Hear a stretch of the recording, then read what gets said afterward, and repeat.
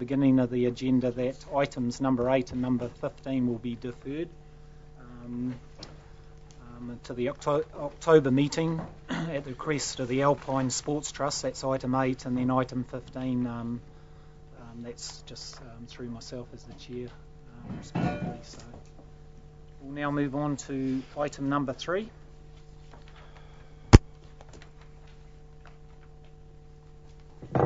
And we've got confirmation of council minutes held on August the 30th. Any amendments to those minutes before I call for a mover? Or corrections? If not, can I have a mover and a seconder that those minutes are true and correct? Thanks, Councillor Kerr. Anyone else want to put up their hands? Or just Councillor Johnson again? Thanks, Councillor Johnson. All those in favour? Aye. Thank you. Okay, item 4, we've got the, you would have been handed this at the beginning of the meeting, the Turangi-Tongariro Community Board Minutes meeting held on the 13th of September.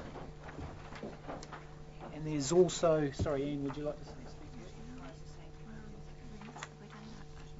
Oh, sorry, yeah, matters, sorry, I'll go back. Yeah, matters arising out of that council meeting.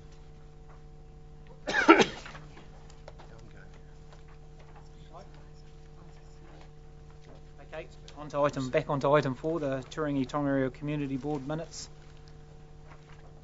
Copies of the unconfirmed minutes have been tabled, and also recommendation 4987 to be adopted. Do you want to speak to that, Councillor Kipper? Yeah, there are a couple of changes. If we go back to item resolution 496, we start there, the first one.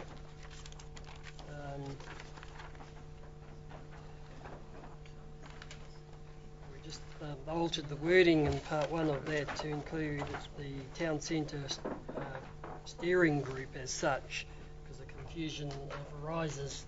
We actually already have 2 councillors sitting at the TTPA, and we're just appointing 2 board members to that special steering group. And also on 4987, that should also read the town centre steering group, and that's a recommendation. And we go over to page 4. 4989 should be a resolution, not a recommendation.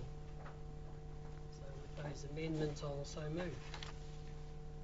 Okay, can I have a seconder for that then? Thank you, Councillor Johnson.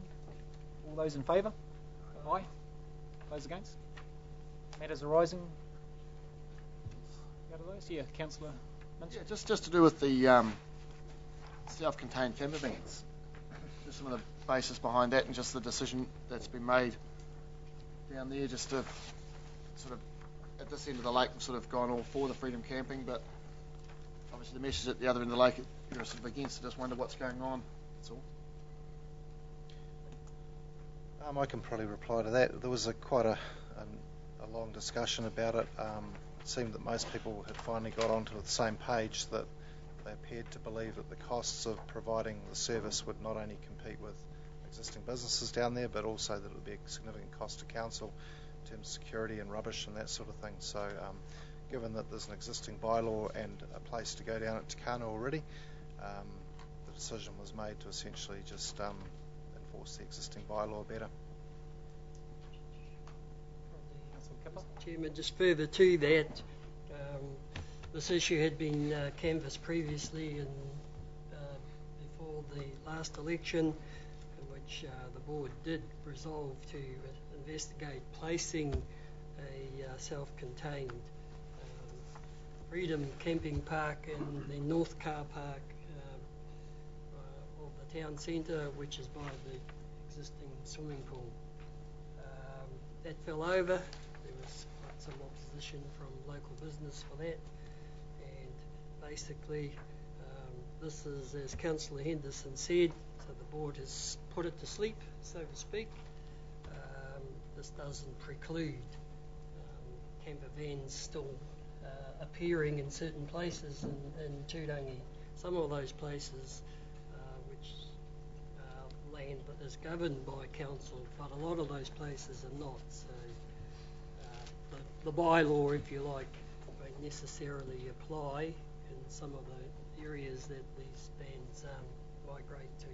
But of course, the tail race is private. It's been available for years, and there will be a move for, if there are any problems, to get them to move to that area. The other areas we canvassed with the Stumps Bay, those areas are not suitable in terms of security for people. They're a little bit more remote, but they do have 24 hours toilets there and so on. So essentially the board has put to bed that there will be no freedom camping in the town centre as such.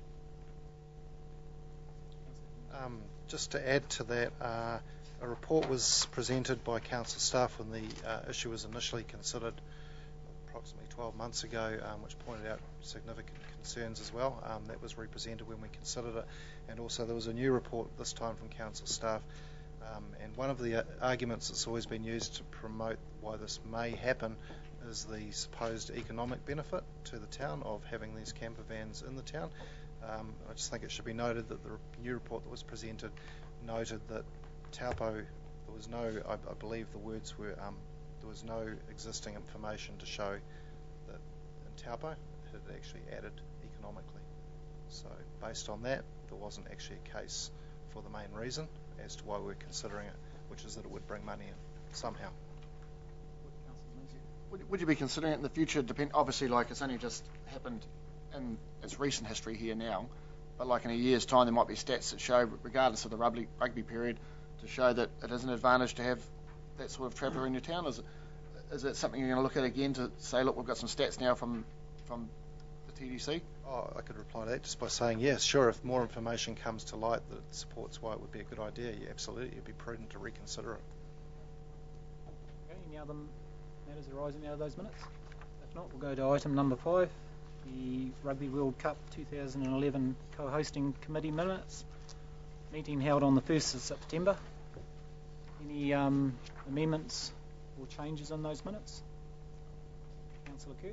I'd just like to point out under item 4, the business support manager advised plans are progressing well and would be catering for 150 to 200 to attend the dinner. That number's quite incorrect, and at the meeting it was stated that it was like more like 600 at the dinner. Would you like that changed to 600? Yes, please, just to reflect the true size of the event. Any other amendments or changes? Okay, can I have someone move and second that the minutes are true and correct? Thank you, Councillor Kirk, and Councillor Crate. Is a second? All those in favour? Aye. Okay, matters arising out of those minutes. Just to let you know that the Rugby World Cup committee meeting this Thursday is actually 11 o'clock, not 10 o'clock, just to let everyone know, and you'll have an update on what's happened so far. Wednesday's our last day with the Springboks head off, so our hosting our team, so we'll give you an update on that. Okay, item number 6. We have the Taupo Airport Authority Committee minutes held on the 14th of September. Again, any amendments or changes in those minutes? If not, then can I have a mover and a seconder that they are true and correct? Thanks, Councillor Johnson. And a seconder? No one else wants to second? Thanks, Councillor Henderson. All those in favour? Aye. Carried. Matters arising out of those minutes? Very quiet today. Okay, item number 7.